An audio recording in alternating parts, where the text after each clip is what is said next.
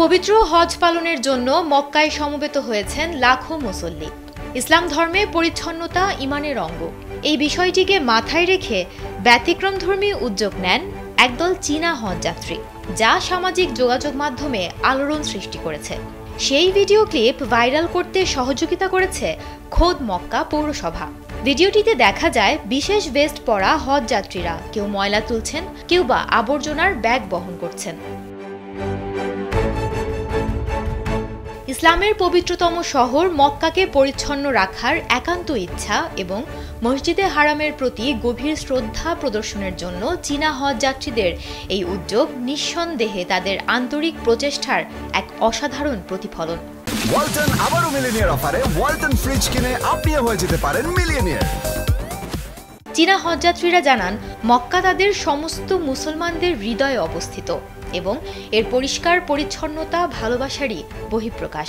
তাদের এই দৃষ্টান্তমূলক কাজ কেবল পরিচ্ছন্নতা বজায় রাখছে না, বরং বিশ্ব মুসলিম উম্মার জন্য এক মহৎ অনুপ্রেরণা হিসেবেও কাজ করছে।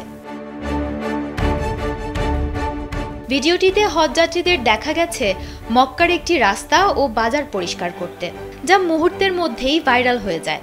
এই প্রশংসনীয় মানবিক কাজ দেখে নেটিজেনরা রীতিমতো মুগ্ধ। অনেকেই তাদের জন্য দোয়া করছেন। চীনা হজযাত্রীরা জানান, এটা তাদের স্বেচ্ছামূলক কাজ এবং তারা এটাকে শুধু একটা দান নয়, বরং একটি ধর্মীয় ও নৈতিক দায়িত্ব হিসেবেই দেখছেন। তারা আরও বলেন, এই স্বেচ্ছাসেবা এখন তাদের জন্য একটি বার্ষিক ঐতিহ্যে পরিণত হয়েছে। তারা প্রতিটি হজের সময় এমন আয়োজন করেন। আসলে চীনারা অসম্ভব পরিশ্রমী জাতি।